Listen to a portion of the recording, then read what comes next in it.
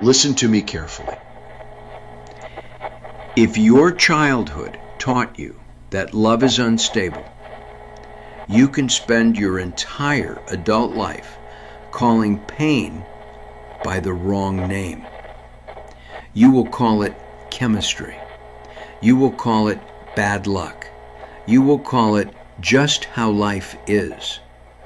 And all the while, the wound is still there, choosing for you. Choosing who feels familiar. Choosing what you tolerate.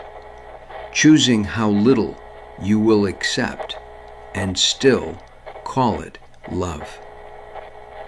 And the frightening part is, most people never realize it.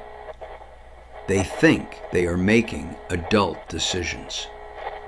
They are not. A hurt child is making them. A child who learned too early that love comes with fear, that safety can disappear, that being chosen is uncertain, and that pain is normal. So they grow up, they get older, they become more intelligent, more successful, more self-aware, and they still end up in the same suffering, because age does not heal what was recorded in fear. It just gives the wound a more adult voice. And if you do not face that voice, it will keep writing your life. You've been carrying something for a very long time, and you don't even know what to call it.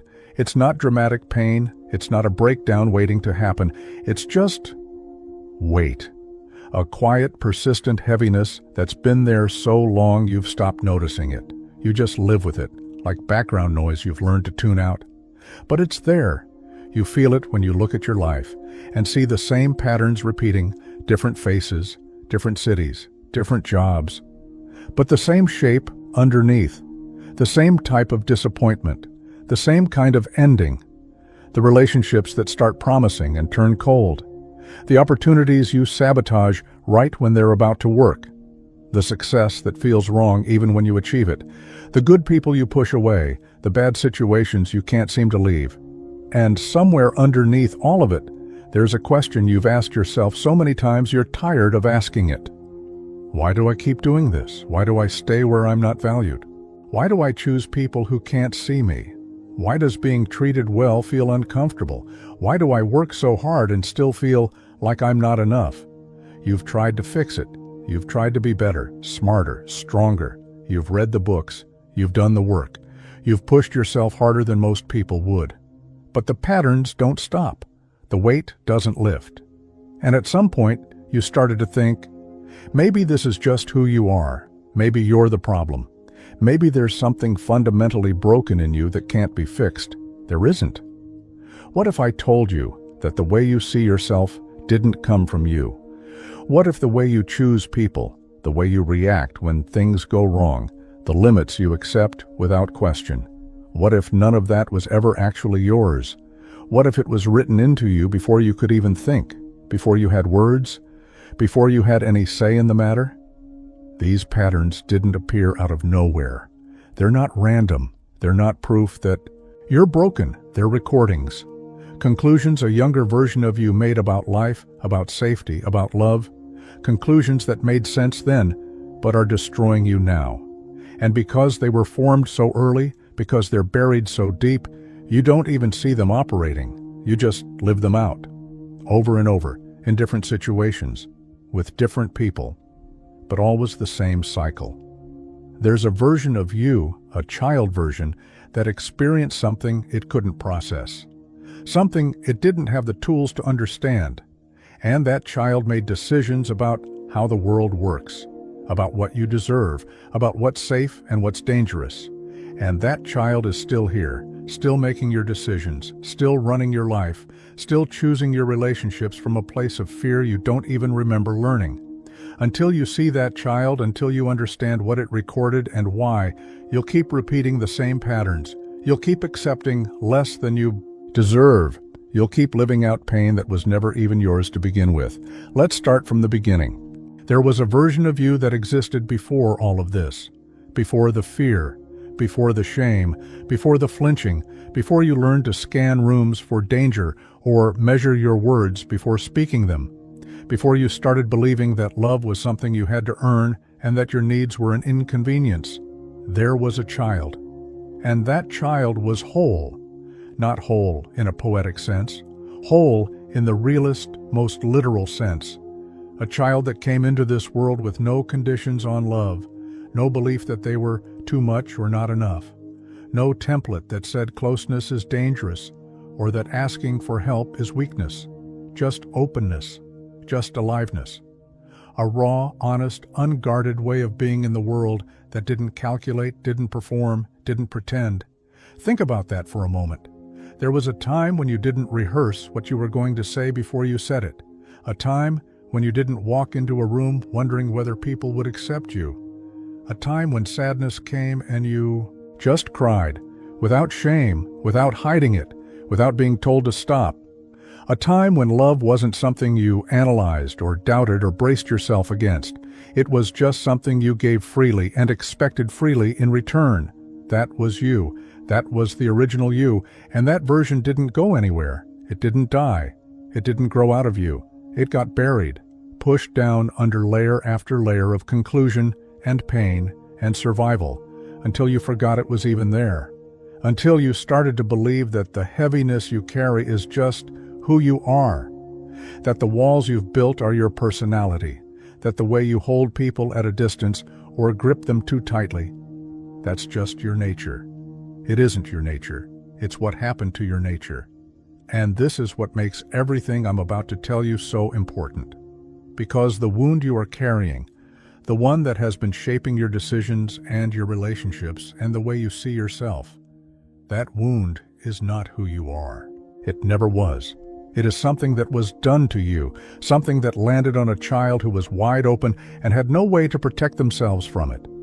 And then life started to happen around that child, slowly, quietly, in ways that no one around them recognized as damage, in ways that even the child themselves wouldn't understand until decades later, if they ever understood it at all.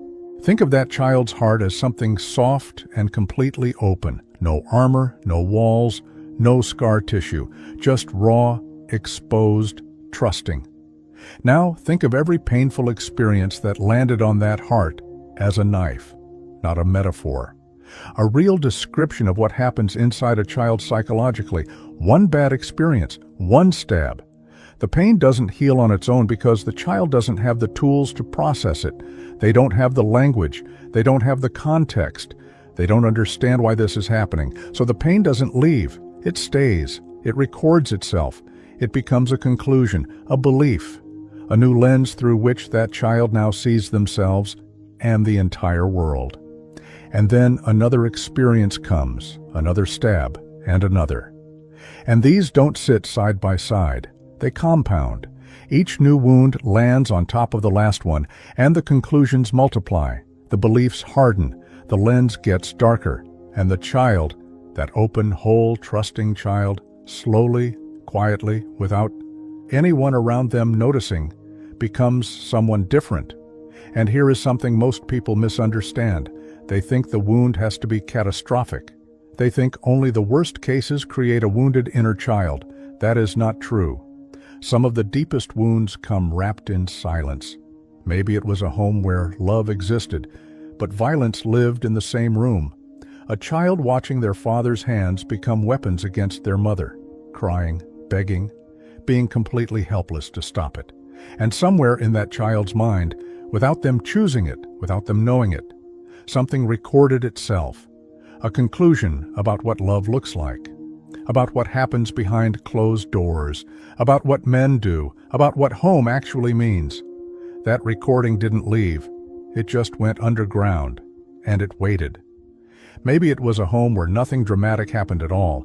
No violence, no cruelty, just parents who were never truly there, busy, stressed, distracted by their own pain, and the child sat at dinner in silence, watched other kids being picked up from school by parents who asked about their day, waited for someone to notice them, to ask what they were feeling, what they were afraid of, what they dreamed about, and no one ever did.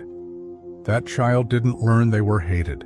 They learned something quieter and in many ways worse, that their inner world simply doesn't matter, that they are, in some fundamental way, invisible.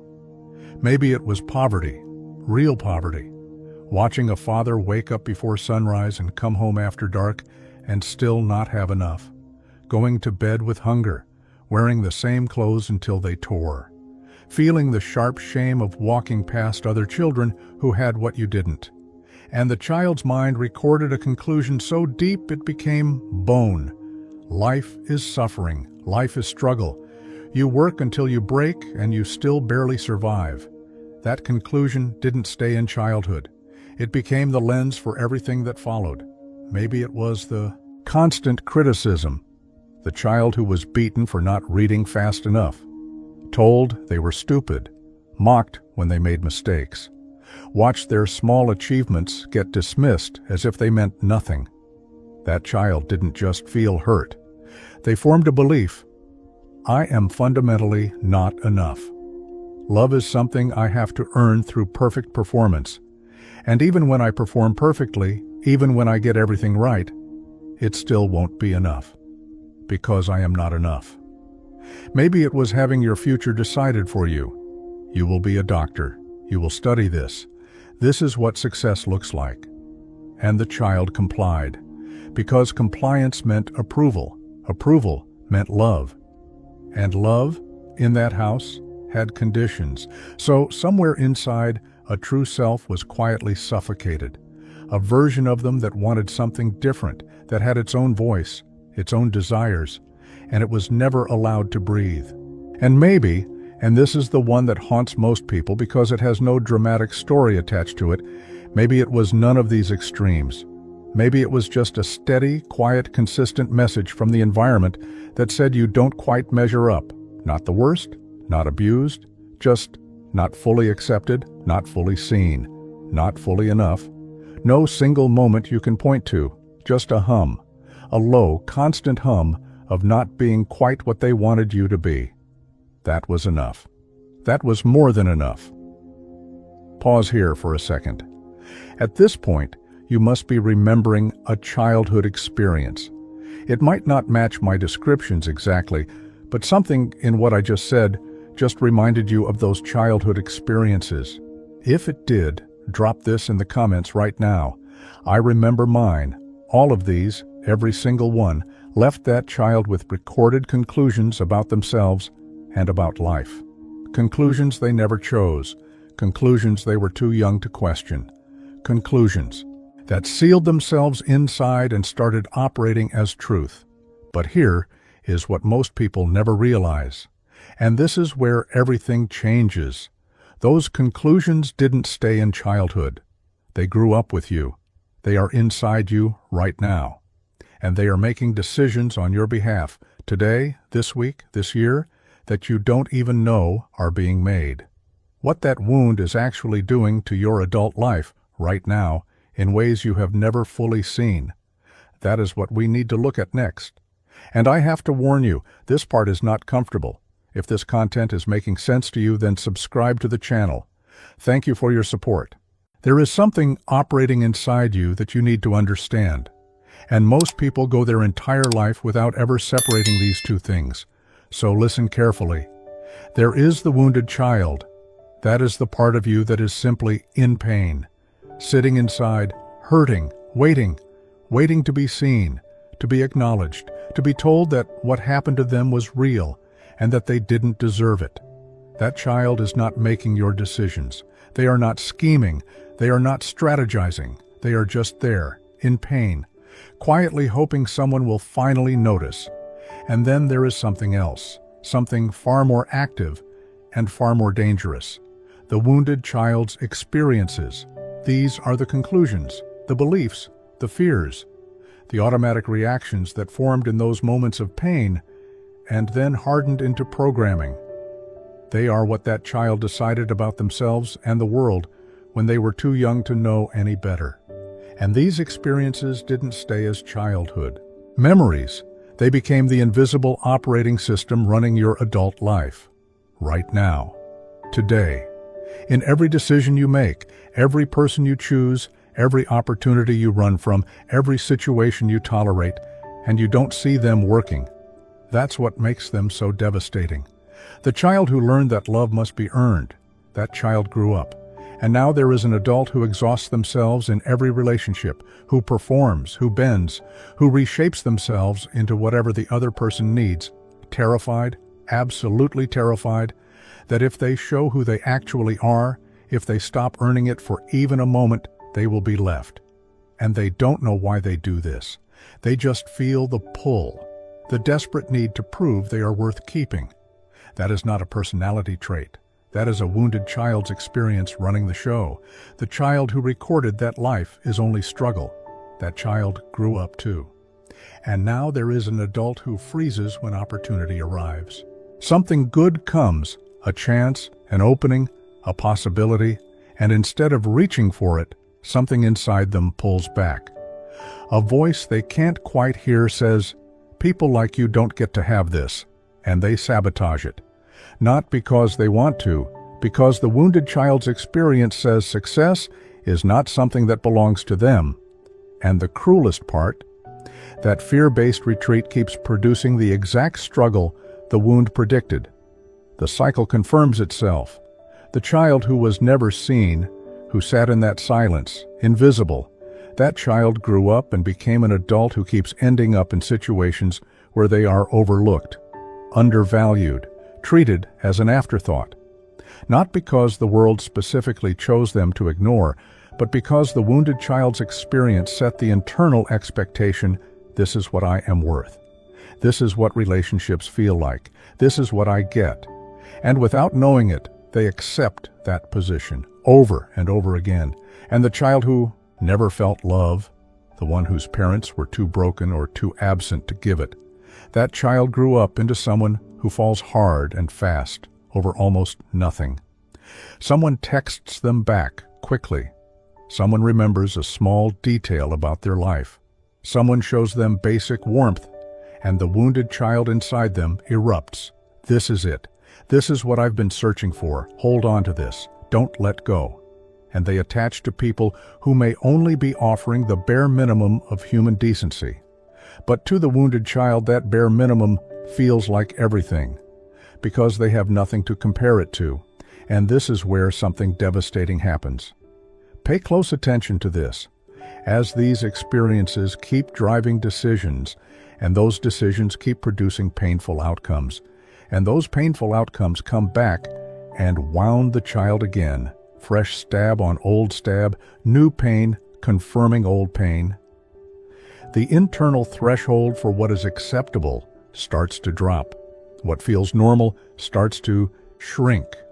What feels like good enough gets lower and lower and lower, until scraps feel like abundance. Think of someone who has been hungry their entire life, not a day of hunger, a life of it, and someone throws them a piece of stale bread. They receive that bread with genuine gratitude, genuine joy, because relative to everything they've ever known, it is something. They don't know they deserve a full meal. They don't even know a full meal is possible for someone like them. The idea of sitting at a table with real food, warm food, food given with care, it doesn't enter their mind, because their entire frame of reference was built around scraps. That is the person staying in the relationship where they are treated as an option, who holds on because once in a while their partner shows a flash of softness, and the wounded child calls that love. That is the person accepting jobs or treatment that anyone with a healthy reference point would walk away from in a day. They are not weak. They are not foolish. Their wounded child simply doesn't know that more exists. Let me ask you something. Think back to what love actually looked like in the house you grew up in, not what you were told it was, but what you actually watched. What did it look like between the people around you? Tell me in the comments. Because I think what most people watched growing up quietly became their definition of normal. And most of them have never said it out loud. And a person who grew up with that original healthy child intact, who had consistent love, safety, genuine care, they wouldn't accept those same things. Not because they are a better person, because their reference point is different. They know what a full meal feels like. So when someone hands them stale bread, they recognize it immediately, and they leave. Now, inside you, alongside all of this pain, alongside this wounded child and its experiences, there is something else, a drive, a hunger, a voice that has been saying, for as long as you can remember, I want more than this. I want real love. I want to build something. I want purpose. I want a life that actually feels like mine. That drive is real. It is the highest part of you trying to push forward. But every time it tries to move, every time it reaches for something better, the wounded child's experiences are right there, filtering, warning, pulling back. You reach for love and the experience whispers you, don't deserve it. You reach for a dream, and the experience says, you'll fail. You reach for freedom, and the experience says, stay safe, stay small, don't risk it. John Bowlby, one of the most important psychologists who ever studied human attachment, discovered something that should stop you in your tracks. He found that the bond between a child and their primary caregiver creates an internal template, a psychological blueprint for every single relationship that follows. If that first bond was safe, consistent, loving, the template says, I am worthy of love. People can be trusted. When I reach out, someone will be there. But if that first bond was inconsistent or neglectful or frightening, the template says something very different. And here is what makes his research so unsettling. That template was installed before you could think, before you could evaluate it, before you could say no to it. It was built into you by experiences you had no control over. And unless it is directly and consciously healed, it runs your entire relational life from the shadows. You don't choose your patterns. They were chosen for you. And every time your drive pushes forward, but the wound pulls the decision back, and a bad outcome follows, that outcome wounds the child again. Another stab, deeper fear, stronger conclusions, thicker walls. The experiences multiply, the potential shrinks, the cycle feeds itself. But here is something that might unsettle you even more than everything I've just described. Because some people, through sheer force of will, manage to push through all of this. They achieve, they build, they succeed by every measure the world uses. The career, the money, the title, the relationship that looks perfect from the outside, and they still feel empty, still feel a hollowness sitting at the center of everything they've built, and they cannot explain it to anyone. The next part explains exactly why, and it is one of the loneliest truths you will ever hear. Sometimes the drive is strong enough. Sometimes, despite everything, despite the wound, despite the fear, despite the conclusions telling you to stay small, something in you pushes through anyway. And you build, you achieve, you earn the degree, you land the career, you make the money, you get the title, you build something that from the outside looks exactly like the life you were supposed to want. And you feel nothing, not nothing as in sadness, nothing as in hollow. A quiet, persistent emptiness sitting right at the center of everything you've built. You can't explain it, you can't point to it, you can't tell anyone about it, because from the outside, your life looks more than fine. It looks enviable. So you carry it silently. You smile when people congratulate you. You nod when they say you've made it. And then you go home and sit with this feeling that something fundamental is missing, and you don't know what it is. You just know it has been there for as long as you can. Remember, underneath every promotion, underneath every milestone, underneath every moment that was supposed to feel like enough, think about the person who was told as a child what they were going to become. Their path was chosen for them before they could speak. You will study this, you will be this. And they complied because compliance was how they kept love. And now they stand in a career the world respects, doing work that means nothing to them, and the wounded child inside is still sitting in the corner, asking one quiet question that no achievement has ever answered. When do I get to be what I actually wanted to be? That question doesn't go away with a raise. It doesn't go away with recognition. It lives underneath every successful day, and it makes the success feel like it belongs to someone else. Because in a way, it does. It belongs to the version of them that was performing, not the version that was real. And think about the person who was criticized relentlessly as a child. Never enough, never fast enough, smart enough, good enough. And they internalized that so deeply that they turned it into fuel. They overachieved. They overperformed. They built an entire life around proving that voice wrong. And they did. By every external measure, they proved it. But the wound doesn't respond to trophies. It was not formed by a lack of achievement. It was formed in a moment of emotional pain by a child who needed to hear, "You are enough exactly as you are," and never did. That wound can only be healed through the same thing that created it, emotional acknowledgement, not evidence, not proof, not another accomplishment to stack on the pile, just someone, even if that someone is themselves, finally saying what the child needed to hear and meaning it. Alice Miller spent her career studying exactly this.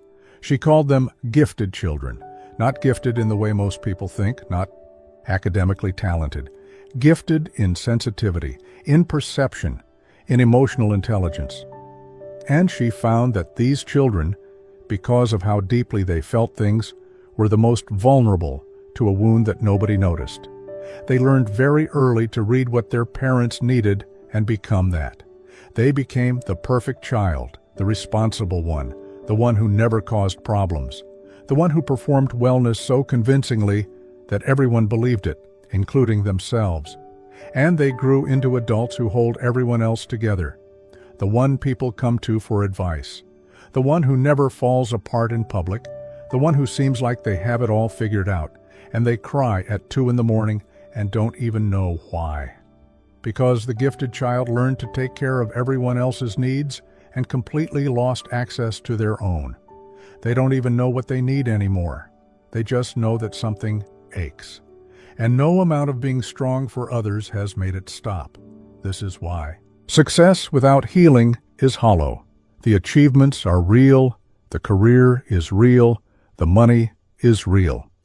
But underneath all of it, the wounded child is still sitting exactly where you left them, still waiting, still hurting, still asking to be heard. And no trophy, no title, no amount of external validation will ever reach that child, because the wound lives deeper than anything the outside world can touch. But there is something even heavier than this, something that means the wound you are carrying might not even be entirely yours. That what is hurting inside you may have started long before your own childhood. And if you don't understand where it came from, you won't just fail to heal it. You will pass it on. The wounded child that never heals does not stay a child forever. They grow up. They become adults. And eventually, many of them become parents. And this is where the wound does something that most people never think about. It travels, not through cruelty, not through intention, not because the parent doesn't love their child, but because a person cannot give what was never given to them. They can only pass on what they know. And if all they know is the wound, then the wound is what gets inherited. The father who was never shown affection as a boy does not suddenly learn how to hold his son close. Not because he doesn't want to, because the wound stole the language from him before he ever knew he needed it. He stands there, loving his child in silence, unable to reach across the distance, because no one ever reached across it for him. And his son grows up with that same distance living inside him, wondering why his father felt so far away, recording his own conclusions, forming his own wounds, continuing the cycle without either of them understanding what is happening. The mother who was raised to suppress every emotion, who was taught that crying is weakness, that vulnerability is dangerous, that strength means never letting anyone see you break, raises a daughter who learns exactly the same thing, not because the mother chose this, because the mother's wounded child genuinely believes it is teaching survival. It is passing down the only tool it was ever given, and the daughter grows up armored, locked, unable to access her own feelings, and convinced that this is normal. Dr. Mark Wallen spent years researching something that makes this even heavier. In his work, It Didn't Start With You, he presents evidence that trauma doesn't just travel through behavior and parenting. It can be transmitted biologically, through actual changes in how genes express themselves. What this means is something that should stop you cold. The fear you carry, the heaviness that doesn't match any memory you can find, the deep sadness or sense of limitation that has been with you for as long as you can remember. It may not even be yours. It may belong to your mother, your grandfather, your grandmother, who survived something she never spoke about. Their pain changed something in their biology, and there is growing evidence that change was passed down. So when you feel a weight that you cannot trace back to anything in your own life, a fear that doesn't have a story attached to it, a grief that arrived before anything happened to grieve, you may be carrying an inheritance, not money, not property, pain, unhealed pain that has been moving through your family like a quiet current, generation after generation, because no one ever stopped long enough to face it. And this is what makes healing your wounded inner child one of the most significant things you will ever do.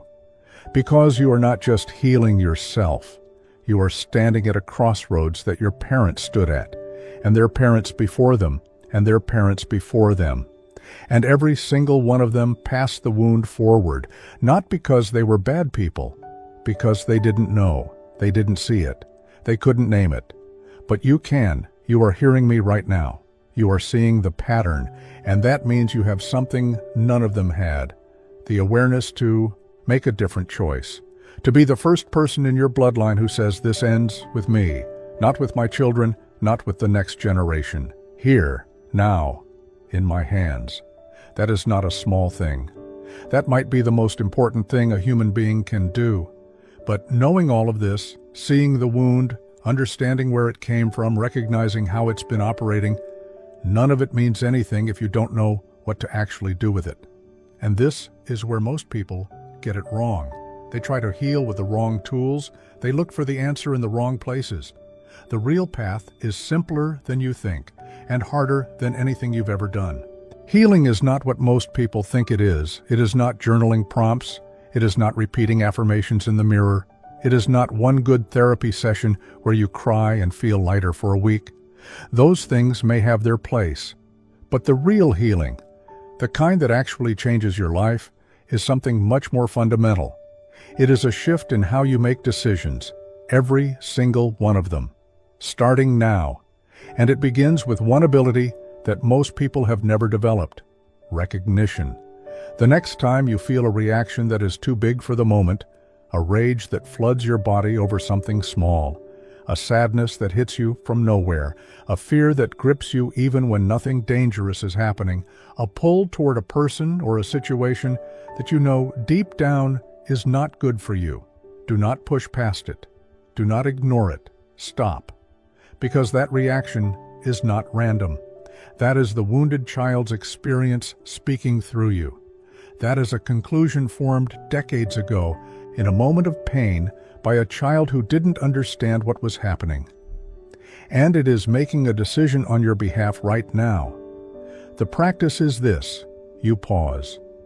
Before the automatic response takes over, before you do what you've always done, you pause and you ask yourself one question. Where is this actually coming from? Is this coming from a clear, present, honest place? Or is this coming from something old? Something that happened a long time ago that I never processed? Trace it back. Who taught you that belief? When did you first feel this fear?